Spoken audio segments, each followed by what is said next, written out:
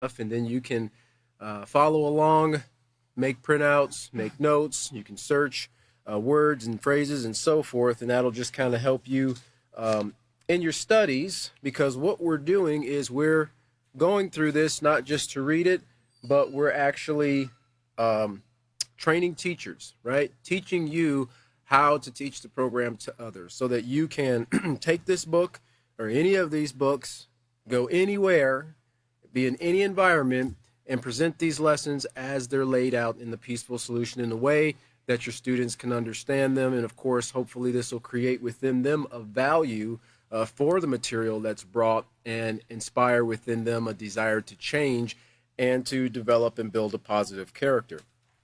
So, as I said, we are in the responsibility unit, which is unit number 5, and we're going to continue forward here in chapter 2. Now, Chris left off last class. He finished off on page 34, and we're going to be picking up in this class on page 35. But like he said, we're going to do a little bit of rehearsal here, because we're talking about something that's very important in regards to developing this character trait of responsibility, right? Developing any positive character trait, but of course we're talking about responsibility here, but this goes right along with it back on page 33, and it's talking about the art of, or compassion is the art of caring. Now remember how he tied that into respect as well, because respect is to recognize the importance of people and their belongings and to treat them with consideration, care, and concern, to actually have concern for other people. And this is one of the things that we try to impart in the minds of our students to, it's not just about us. It's not just about them as individuals. What we're learning in developing these these positive character traits is how we can benefit others, because this is bigger than just any one of us. What we're learning here in the Peaceful Solution, it's not just something that only benefits us. I mean, really, you can learn all these books from front to back. You can memorize virtually every word, every phrase, where every topic is. And if you don't put it into practice when you're interacting with others, when you're out and about in society, when you're dealing with students, when you're at school and so forth, how has it benefited anybody, right?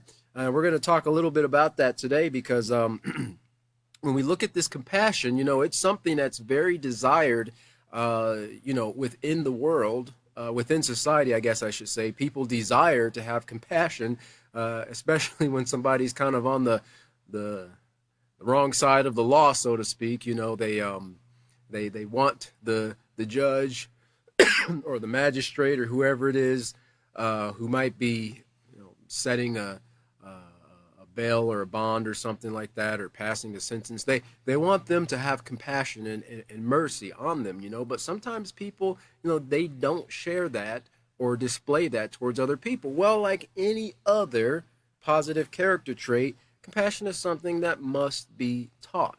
Okay, and generally speaking, very young people, children, toddlers, they kind of have this in them. If they see somebody, sad or crying, they'll come and they'll pet them on the head. How you doing? Why are you crying? Why do you feel bad? And then over time, we kind of get a little bit desensitized to it because of things in our environment, influences, and possibly the environment that a person might have grown up in, either in their own family or in their neighborhood, or possibly even in the school systems. When people show or display compassion, they look at that. Some people look at that as a sign of weakness, when it's actually a sign of strength. It's a sign of care and concern for someone other than yourself. And so sometimes, as a defense mechanism, a compassionate person might kind of shut it down, right? Because they don't want to be picked on. They don't want to be bullied. They don't want to be an outcast because they actually showed care for somebody else. So, but this is, when you see this here, the art of caring, it's the art of caring. It's something like a skill that that is developed over a period of time. And you remember what we learned, how knowledge is power. So knowing what compassion is very important. And understanding the broad spectrum of how compassion can be displayed when we interact with one another is also important. Now, if you look back to page 33 there, at the very top of the page, the top paragraph there, it says another way you can make responsibility a part of your character. So we see here that the compassion, the character trait of compassion, it ties right into responsibility. Now people might not think that, but of course, that's why your students are in your class, so that you can present these things to them and help them to see and be able to tie different character traits with one another. Kind of how we tied, respect with self-control and so forth. All these things, they kind of tie into they're interdependent. They depend on one another in order for them to get the full experience or the full potential of the character trait that's being taught. So another way you can make responsibility a part of your character is to have compassion. Compassion is to care for others and to have a desire to relieve their suffering. Have a true desire to relieve their suffering. This also involves controlling how you think. If you see someone in need, think about how you would want to be treated if you were in a similar situation. And even in a few seminars in times past, the author of The Peaceful Solution, in explaining this character trait here, he said kind of like, you kind of tie in the two, compassion and empathy and so forth. Put yourself in that person's shoes, see what they're suffering, see what they're going through, and then using what you've learned through The Peaceful Solution, consider how you would you would overcome that particular thing, that difficulty, and then work with them on it, right? Because if we can deal with it, if we can overcome it, if we can turn a negative into a positive, then we can show somebody else how to do it too, right? But sometimes you have to take into consideration what the person might be going through. Not only what they might be going through, which of course this sometimes takes a little bit of getting to know the individual. And as a teacher, you're kind of in a position where, you can get to know a little bit more about your students as opposed to what one peer might learn about another peer, because you're looked at as the authority figure. Your students might come to you and talk to you about things that might be bothering them, or they might be having a difficulty with, or in helping them to learn a particular lesson, you might, ask certain questions. And we know, as teachers of The Peaceful Solution, that there are a lot of things that contribute to the way a person thinks, to the way a person acts, right? When we look at the action, society wants to just automatically say, well, that's a bad person. Somebody needs to do something about them. They need to take that person and lock them up or something like that. Not taking into consideration that those actions are merely a result, or you can say a symptom of, a particular pattern of thinking. Well, where did the thinking come from? What are the influences that led to that pattern of thinking? What are the values that the person holds true and dear? There's a lot of things that go into contributing why a person does what they do, why they act the way they act, why they respond to certain situations the way they respond. And of course, it takes a person of understanding. It takes a person who has this character trait of compassion to take all of that into consideration. Even when you're dealing with somebody who might be kind of always angry, right? They kind of are always in a pessimistic type mindset. Seems like they're always in a bad mood. Well, you look at it and you go, well, why is this, right? Because they might not consider that their mindset is one of suffering, right? Because who wants to be angry all the time? Who wants to be miserable all the time? Who wants to be in a downer type mental state all the time? Well, for the most part, most people don't, right? But sometimes people get into this and like a depressed type of way of thinking, and they just don't know how to fix the situation, right? And a lot of people, who can afford it, sometimes they'll go and they'll speak with, counselors, psychologists, psychiatrists, and so forth, and they'll kind of help them work through those things that they can't deal with on their own. And so having a desire, or to have a desire to relieve their suffering.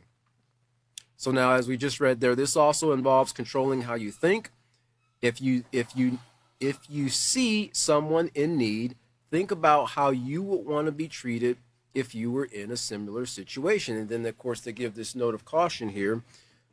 Having compassion for others does not mean putting yourself in danger to assist every stranger you meet. The truth is, people can be cruel and take advantage of others. So always consider your safety first. Then keep your eyes open for opportunities where you can safely assist someone else. And I was looking for some articles. Well, I was actually looking for some videos here. That kind of go with this a little bit, because when you look at, and of course Chris brought out some of the things last class about how we see just the opposite. We don't see very much compassion in society today, especially when you have several countries that are at war with one another. And he gave the example of like what we see with Gaza, what's taking place over there in Israel, and their actions against Gaza, and how they're flooding tunnels with seawater. People are trying to hide and escape because they're being displaced, right? They're being, I think that one of the terms is internally displaced. They're displaced from their homes, but they don't really have any place else to go, so they just move to a different place within their own country.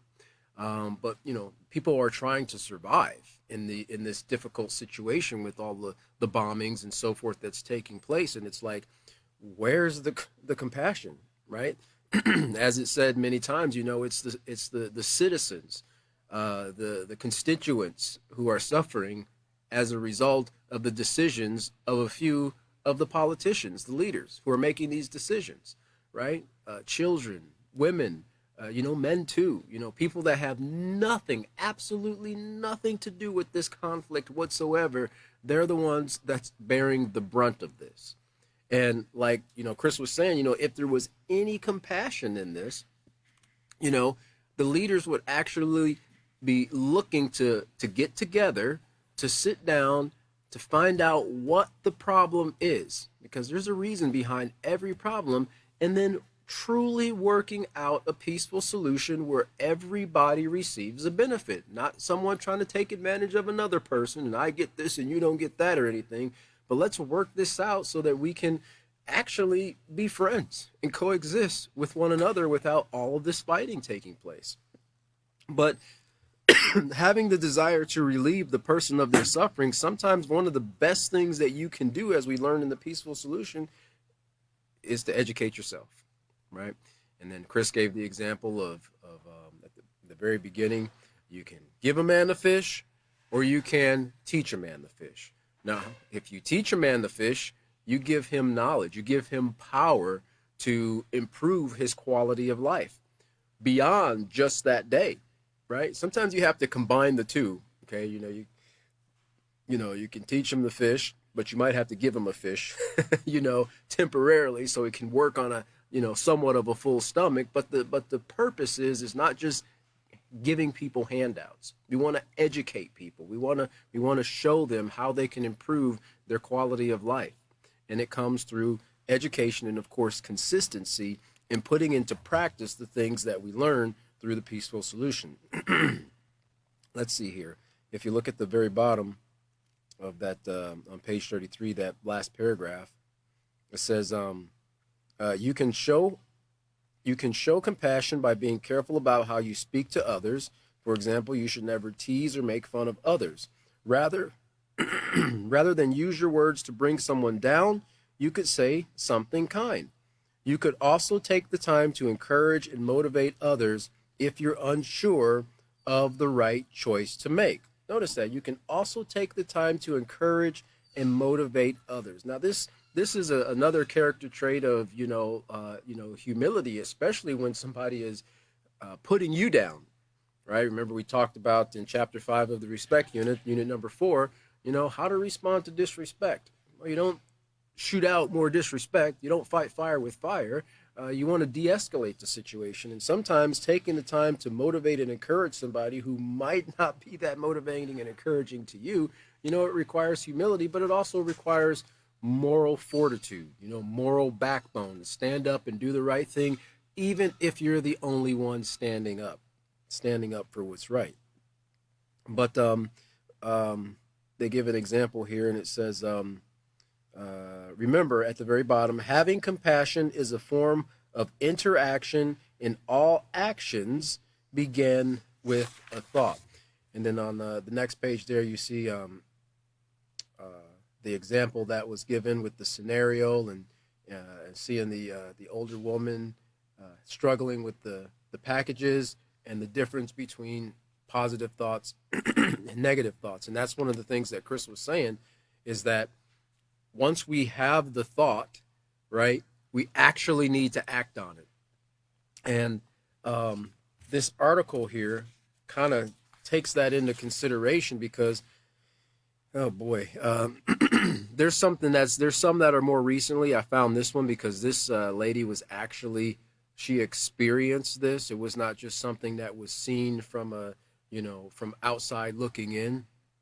But this was an article about a woman who was a victim of gun violence, and she was expressing this popular statement that we hear many times when some type of tragic event, mass shootings, which we seem to be pretty much almost constantly in the news anymore. Some type of mass shooting that's taking place in the United States, through other places too, but especially in the United States, we hear the phrase thoughts and prayers, thoughts and prayers, and even if you look at the comments on something, sometimes people will post something, I just lost this and that, or just lost my job or whatever, and everybody's posting at the bottom, thoughts and prayers, buddy, thoughts and prayers, my thoughts and prayers are with you, and it's like, okay, well, that's great. What was I going to do, But this lady kind of expresses that, and this is an article that says, how many more people have to die before we take action? And that's one of the things Chris said, he says, is having the thought is one thing in regards to seeing the suffering of another, but doing something to help them. Now, take into consideration, remember you're talking to your students here. You don't want them just leaping out and engaging in a situation where their safety could be in jeopardy, because there are some predators out there that will actually fake needing help and assistance in order to get a young person to try to come over and help them out, right? So we have to educate them to be very aware of their circumstances. Sometimes as a young person, it might not be appropriate for them to go and help somebody in a situation. They might need to let another adult know so that they can go and give them assistance. It all depends on the circumstances and so forth. And educating them to be aware of their surroundings and their environment, will kind of help them what they call have situational awareness. But it says, how many more people have to die before we take action? It says, one sunny morning in April of 2013, I walked into work as a regular employee, and I left as a victim of a horrific act of gun violence. A student of, this was a New River Community College, had walked inside the building with his hands holding a shotgun and his mind carrying plans to end the lives of as many people as he could. Thankfully, he didn't succeed in his goal, but before he was stopped, he wounded 2 people, including me. In the immediate aftermath of my being shot, the familiar refrain of thoughts and prayers rang out. But those words did nothing. As we know all too well, shootings have continued happening with alarming regularity over the past 8 years. In the wake of mass shootings and any other type of gun violence, thoughts and prayers will never be enough. And then she says a little bit later here in the article, shootings keep happening. Even after waves of thoughts and prayers are offered, shootings keep happening. Over the past 2 weeks alone, we have witnessed 2 large-scale mass shootings that left a total of 18 people dead. According to the Washington Post, in 2020 alone, nearly 20,000 lives were lost due to gun violence, with 24,000 more lost due to firearm suicide. Since the shooting at Columbine High School in 1999, nearly 2,000 people have lost their lives in mass shootings in America. If thoughts and prayers were enough to end gun violence, we would have done it by now.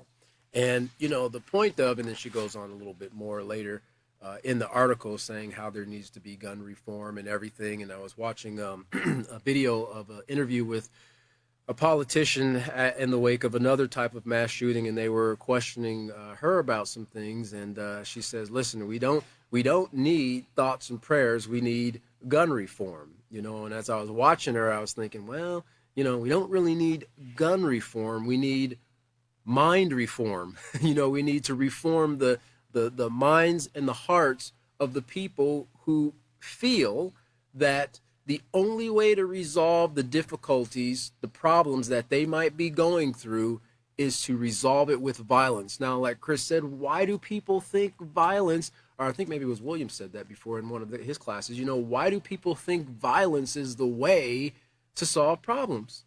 Because that's what they've been trained in, right? Those have been the influences that have come into their life over a period of time, and who knows, it could have started all the way back when they were sitting in front of the television watching cartoons,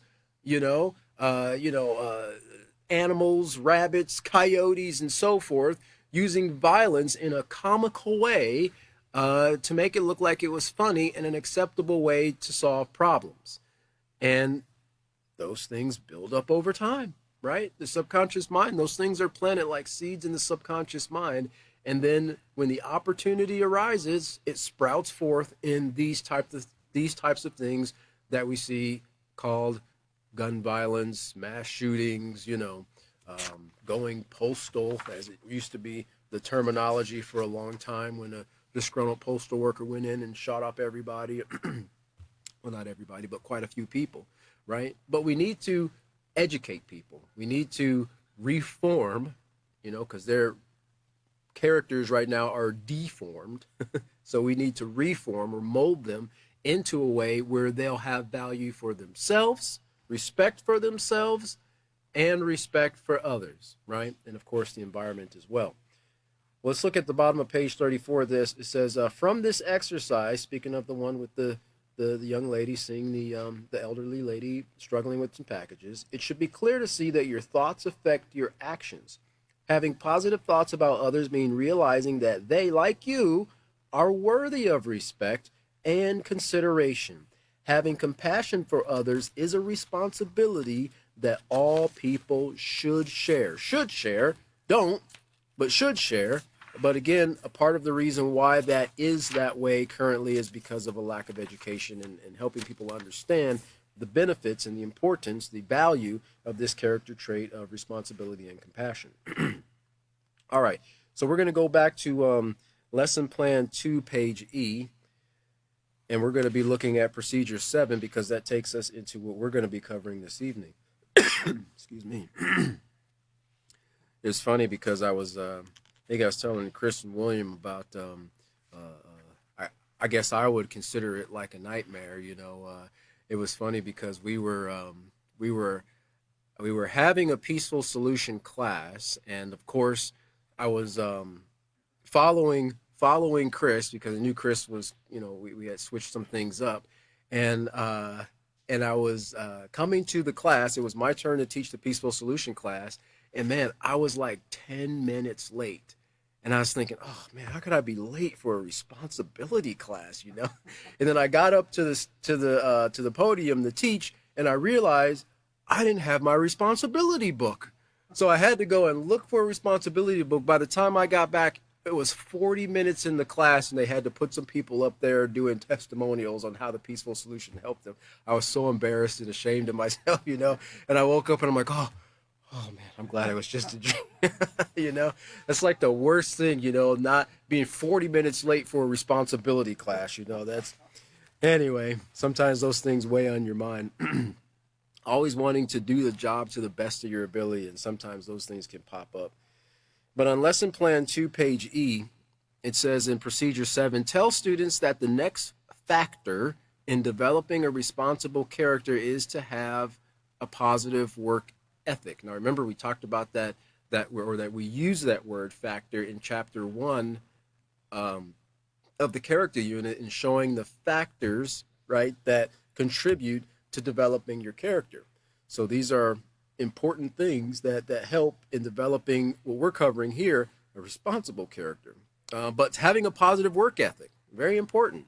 A lot of young people don't understand that, right? They don't understand even what a work ethic is. They don't even like that word work. That's a horrible 4-letter word to use in some cases. They want the other 4-letter word, which is play, right? They would much rather do that than work.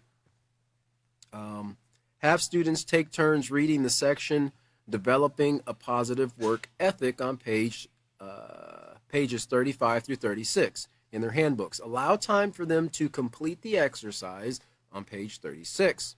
Discuss their choices as a class. Emphasize that doing any task to the best of their ability saves time and energy and is the mark, notice here, of a responsible person. So let's turn over to page 35 here. And if you look at the very, very top in the gray box there, and I want you to notice two points, and we're going to get a little bit deeper into it as we look at this lesson here.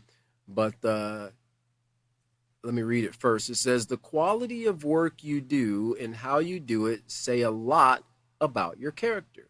And the two key things is quality, right? And the other thing is how, or how you do it. Because how you do it, to some degree, will also determine your quality. If you do a poor job, it's going to be of poor quality. But as we see here, this also reflects your character, which in this case, it would show poor, characteristics or character traits that need to be addressed so that you can change the outcome of your work. This word quality means the degree of excellence of something. The degree of excellence of something, right? So it's a high degree of excellence. This is the highest quality work I've ever seen in my life, or a low degree of excellence. Did you even try? Did you even put forth the effort? Like when the child is told, we need you to go and clean your room before we leave, right? And then you go back into the room after they're done, they say they're done, and it doesn't look like they really did anything. They moved one pile of clothes over into this corner, right? They maybe straightened up the curtains, or they put their bed sheet or their blankets over top of all the other, lumpy. It looks like someone's still in their bed, because they didn't actually make their bed. I got to a point when I was younger, because it was my responsibility when I got up.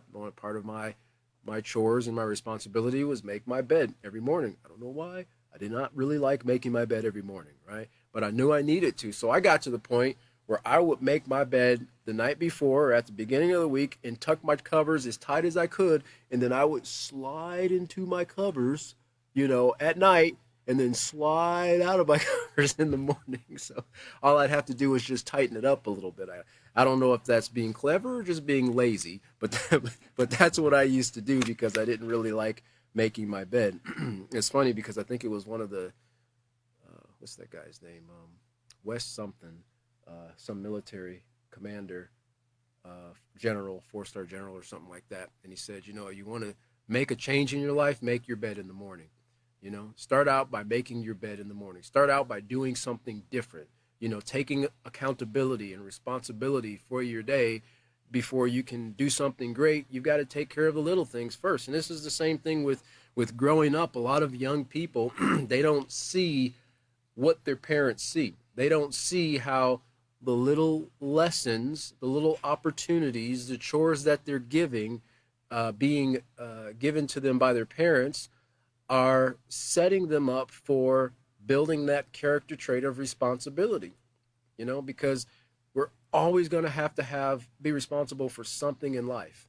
Even when we get older, we're going to have a job. A child's going to have a job. They're going to have a family. If they have a vehicle, they're going to have, car payments or insurance. They're going to have maintenance, gas, tires, all those things. So there's a lot of things that we're going to have to be responsible for. And if they don't learn that character trait now, they're going to struggle big time when they have to go out on their own and live in society, right? Well, nobody ever told me to do this, or I didn't know. I got to pay rent every month? I thought the first month took care of it, Or, I got to feed the dog every day, because they haven't been taught these things. And sadly, sometimes because some parents are not educated, which is why we have a parenting program that we'll eventually be getting into. They don't know how to teach their children about responsibility because they themselves haven't been taught about responsibility. So the child leaves the home, ill-prepared to deal with the many difficulties that they'll have to face in life, and they'll have to kind of wing it until they learn or someone teaches them. So it says here, developing a positive work ethic. All right, work ethic. This is a very important thing to develop. This is something that,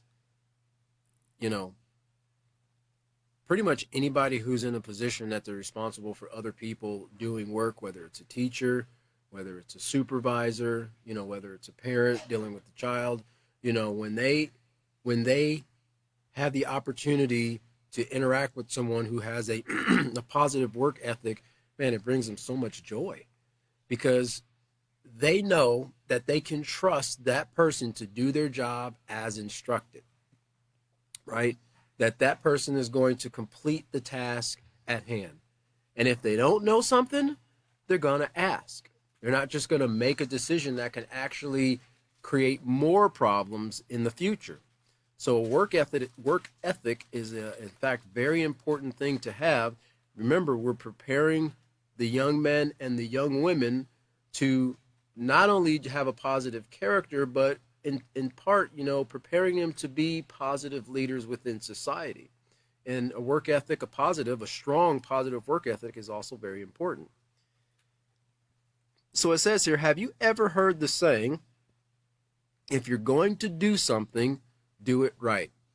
And I know we've heard many variations of it. How many of you know who, I didn't until I looked this up here, John Wooden is?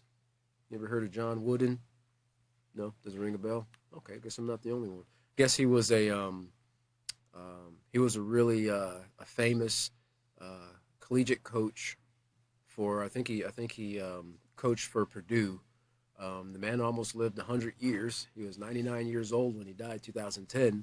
But I guess he coined a saying here that says, if you don't have time to do it right, when will you have time to do it over, right? Because you're eventually going to have to fix whatever you didn't take the time to do right. And keep this in mind as teachers, keep this in mind, why it's important to present the material of the peaceful solution in the order that it's given. Because if you don't, you're going to have to go back and do it again, because you would have missed key points that is necessary for these building blocks of a positive character to be laid, or that foundation to be laid in the minds of your students. Yours too, if you skip it. And it says here, if you don't have time to do it right, when will you have time to do it over? John Wooden, in his thought-provoking quote, legendary basketball coach, emphasizes the significance of giving your full attention and effort to any task we undertake. with a straightforward and pragmatic approach, Wooden articulates the idea that if we rush through a task or cut corners, we might find ourselves needing to redo it in the future. So, this quote succinctly captures the idea that investing time and care into our work from the beginning can save us from having to go back and correct mistakes later on. It reminds us of the importance of thoroughness and meticulousness, enabling us to provide high quality outcomes efficiently, right? So, in other words, take the time first to educate yourself so you can know how to do it, right? Remember what we said here, the quality of work and how you do it. So, in order to know how to do it properly, you've got to educate yourself. If you've never used a lawnmower before and you've been told go out there and cut the grass, you probably are going to have to ask questions. Okay, how do I do this? Were there any safety procedures? Is there a way that I need to cut the grass? Do I use it with the bagger on? Do I use it with the bagger off? And there's questions that a person who's doing something might need to ask to see to it that they're able to do their job to the best of their ability. And so that was a quote from him. There's another quote that says, "Do it right or do it twice," right? Because if we're not mindful of how we do things in the beginning, I've even seen houses, people who have,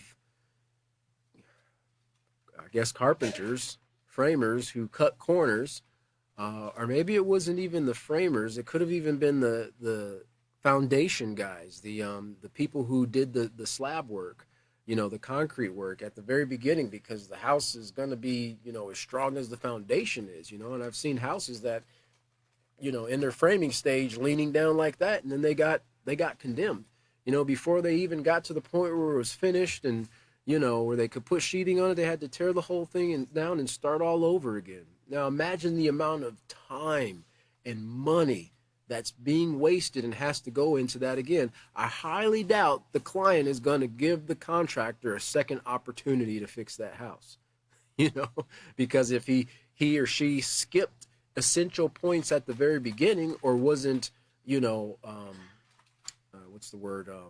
They didn't have the oversight that they should have had as the contractor. They're supposed to have the oversight of these things and make sure things are done properly. Then they're probably not going to trust them to do the house or to build the house again. Well, people who tend to, cut corners later on in life, they might even have a pattern of doing it early on. So this is why we want to kind of nip this in the bud with the students by instilling this character trait of responsible, positive work ethic in them now. So it says what this means, if you're going to do something, do it right, is that we should work up to our full potential and do everything. No, I was going to say we should work up to our full potential, because this is sometimes the thinking of, young people, adolescents, teenagers and so forth, and do the things we like to the best of our ability. But it's not just the things we like, right? Oh, I like doing this, so I'm going to do that. But I don't like doing this thing over here. I don't like cleaning my room, or I don't like washing the dishes, or I don't like walking the dog. So, I don't know. I'm just, okay, I'll take the dog in the circle and put it back, right? Or I'll run the water over the dishes and then throw them in the dish rack, right?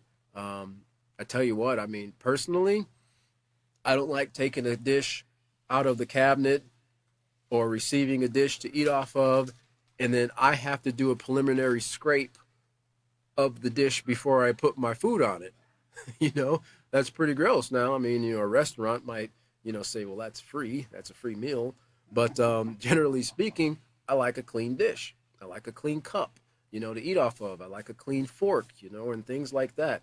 When people don't take the time to, in eating establishments, to wear the proper protection. And, I know when I went to a facility out here, they didn't manufacture food. They didn't process food. They processed, or they manufacture containers that are used in the food industry. So there was a certain degree of cleanliness that had to be maintained in that manufacturing environment so that when the customer got their trays, they were ready to put the food in it right away. They didn't have to go and wash them out or sanitize them or anything. So one of the things that I had to do, everybody who walked onto the floor, they had to put on hair nets. I told them, I was like, I'm not going to get much hair in anything, but they had to wear hair nets. If you had a beard, you had to wear a beard net. And then there was other personal protection equipment like safety goggles and ear protection. And, that was to prevent those types of contaminants from getting into the trays during the manufacturing process. Well, I tell you what, there's nothing, when you're at home, it's a little bit different. Or if you're eating from someone else, it's a little bit questionable. When you take your fork out of your mouth and then you also pull a hair out too, you're like, I didn't order floss, but you got it for free. But anyway, so when these things aren't done, then it can cause problems later on down the road. So making sure you do everything to the best of our ability. And remember, when we think about that word ability, so those two things, full potential, we covered that in the previous class there. This word potential means, let me see if I can do that here. That'll show up. I didn't make a slide, so I apologize. But it says able to develop into something in the future when necessary conditions exist. So you have the potential to do something, but that potential won't be realized until that condition exists. You have the potential to be a great swimmer, but nobody's going to know you're a great swimmer when you're on land, right? You've got to be in the water. And then that potential is realized because that condition exists. You have the potential to be a peacemaker or a mediator. But as long as everybody's getting along, right, you're not going to know that potential or the potential to be responsible. And that comes about when you're given a job to do. The inherent capacity for coming into being. So this is showing kind of something that is or could be in the future. Something that can develop or become actual. And in this case, we're talking about this positive character trait of responsibility, and a part of responsibility being work ethic, which is what we're talking about right now. Now, for your notes, I'll try to go through really quick. We got a little time. When you think about this full potential, in the respect unit, chapter 1, page 9, just cover a few little points here. In understanding potential and how it's developed, because when we think about we should work up to our full potential and do everything to the best of our ability, from the standpoint of a teacher, we want to take into consideration that that's going to vary from person to person, because people, depending on what they've been taught, their experiences, their environment and so forth, they're going to have different abilities. They're going to have different potential. So as teachers, we need to realize, we can't put this blanket coverage expectation on all of our students when we're teaching them, even when it comes to them learning things and the speed in which they learn and grasp or comprehend certain lessons. Sometimes we might have to take a little more time and more patience with one or two students because their ability might be a little bit lower. Some people might have a higher ability or capacity for learning and so forth. So we want to keep that in mind too as teachers. And we even covered that about giving children certain chores. They have to be age appropriate based on their ability and so forth. On page 9 in the respect unit, it says appreciating the value of life means realizing that all life is valuable. In fact, each person is like a diamond. A diamond is valuable. However, the more it's polished, the more polished it is, the more valuable it becomes. Each person's potential might not be immediately apparent, but with the right environment and encouragement to build a positive character, everyone can develop their full potential over time. So they've got to have the right environment and encouragement. A part of that encouragement comes from the teacher in training them and guiding them in the lessons that will help them to develop the skills they need to develop and display through their attitude and their actions a positive character, being consistent with that. Let's see here. In chapter 3, page 51, in the same unit there, respect unit. Let's see here. I should have marked this here. Let's see, I got the right. Yeah, page 51. It says here,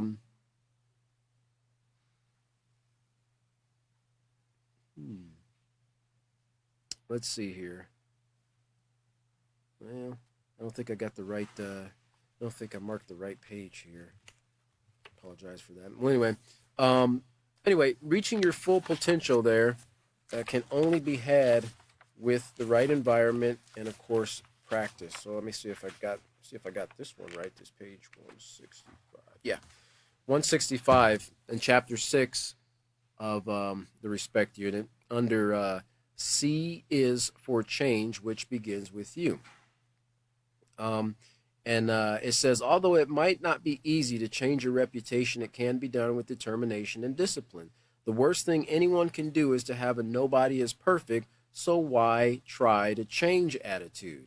In fact, you can show that you value your life by actively seeking ways to change and improve yourself. And of course, if a person has this negative characteristic of, I don't like doing my chores, so why should I even put forth the effort? Or I'm only going to do it halfway. Well, this is something where they could use this lesson to help them to change to be a better person, changing first and foremost the way they think.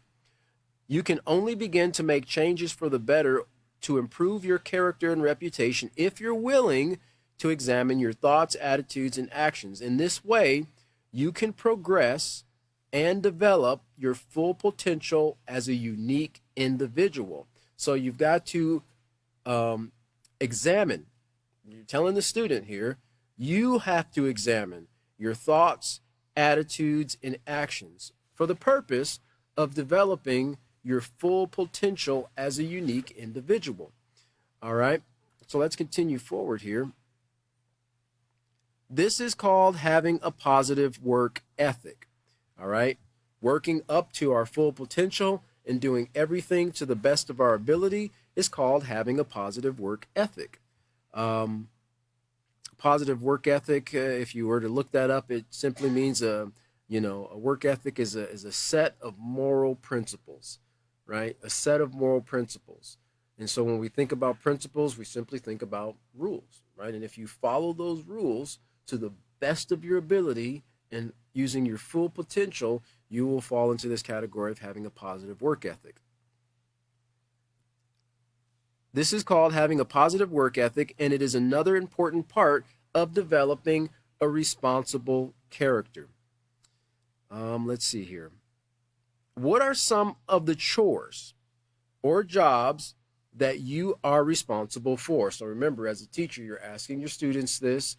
Remember, you're allowing them to discuss. Now, normally we would call out volunteers in the class and have them read portions and then discuss their answers. So, this is the first question in this line here. What are some of the chores or jobs that you are responsible for? And some of them might be responsible for taking out the trash. Some of them might be responsible for washing dishes, doing laundry, cutting the grass, helping, the parent around the house or whatever it might be. So they're going to have different things that vary. But when a lot of young people think about chores, they think about, drudgery and force, and this is child abuse. I'm having to do these chores. I can't believe you're making me do something that I don't want to do. You're trying to force me to learn responsibility. The fact is if a parent doesn't take the time to teach a child, these characteristics and these traits, they're not going to do it on their own. This is why children have parents. They have teachers. Students have teachers to impart in them the skills necessary, because remember, parents, teachers, we have foresight and insights into patterns of behavior that could lead down a path of risk-taking behavior. It could lead down a path of destruction. It could lead down a path of crime and so forth. So as we see certain characteristics coming forth in our children or our students, we point them out that, hey, what you're doing is not right. And you could receive this consequence if you continue to, engage in these activities. This is how you need to redirect your thoughts and your actions to follow. It's very important to give them the right way to go about it, to fix the problem. If you just point out and say, well, you're wrong, you're bad, you're lying, you're stealing, or whatever, but you don't show them how to change that behavior, then you really haven't benefited them as a teacher or a parent or guardian or counselor or whatever you might be. In regards to chores here on page 2, remember what we, not 2, chapter 2, page 36. Remember what we covered in the character unit on the benefits of chores. And I think we've all had chores growing up. I know I did. I know there were some things that I liked and there were some things that I liked less. But we did have chores. Let's see here. On page 36 at the very last paragraph there, and under all in the family, it says, it is from these two sources, which is a combination of personality, environment, experiences, and so forth, that these things help to shape you, who you are, that we learn what to value, how to behave, and how to respond to different situations. And all of these things help to shape your character. So if you are expected to complete chores, do homework, or help take care of a younger sibling, you are being taught responsibility. So at the very onset here in the character unit, in the effects of character within the family, we started laying the foundation or placing that seed in the child's mind, the student's mind, of what we're covering right now about the importance of responsibility. Then also on page 17 here, go back here because we see the definition of this trait. Under responsibility here, it says, being responsible is another trait you should want to make a part of your character. Being responsible means being accountable and answerable for your actions. You will be known as a reliable person, someone others can count on. And if you look down to the second paragraph there, it says, responsible people are given more important duties because people know they can be counted on to do a job. They also receive more privileges. Now, sometimes I've known of people, children and adults alike, who will deliberately do a job poorly in hopes of being told they can't do that job anymore. I'm going to use a little reverse psychology here.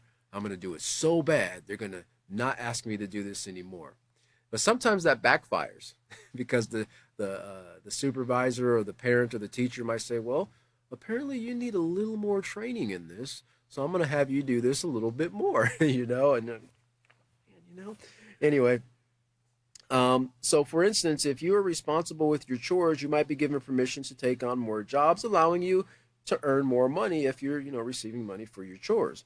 Or because you are so responsible at babysitting a younger brother or sister, your parents might allow you to obtain something you have desired for a long time. So there's some perks, there's some benefits with developing this character trait of responsibility. And of course, the chores go right along with it. And that's what we're wanting to point out to the students there, that those chores, notice there, they help them to develop this character trait of responsibility because it's something that they're accountable for. Now here, notice in the next sentence there, it says, how do you fulfill your duties? How? So we're bringing that back to the very top, that gray box there. How do you fulfill your duties? Do you do it 1%, 10%? I'm giving a solid 30% to this job today. I want everybody to know I'm serious. No, people expect you to give 100%. Okay, and that's what we're learning here. Do it to your full potential. Do you consistently do your best, or do you do it halfway and without careful consideration for the quality of work that you are doing? All right. In the self-control unit there, you see here, chapter 2, page 9. We look at that there. Let's see here. That consistently there. In the second paragraph, it says self-control must come from within. It must come from within, just like this desire to consistently do our best, right? A parent or teacher could say, okay, I need you to do this job, and I need you to do your best. And they can tell you that, Every single time they give you that job, give the child that job.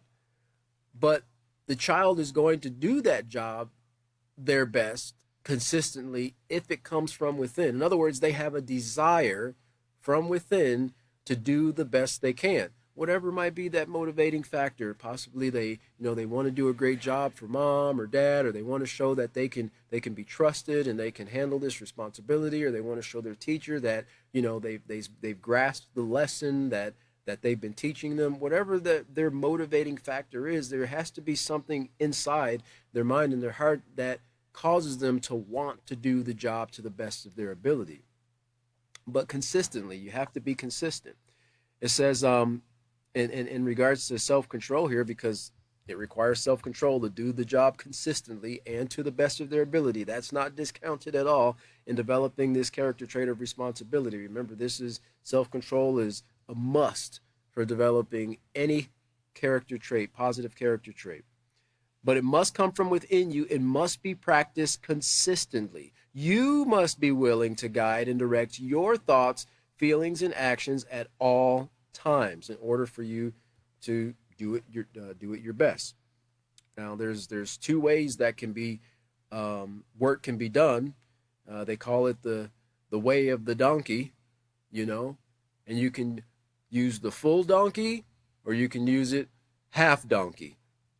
I think you know what I'm talking about. In regards to how work is done, right? You can do it fully or you can do it halfway.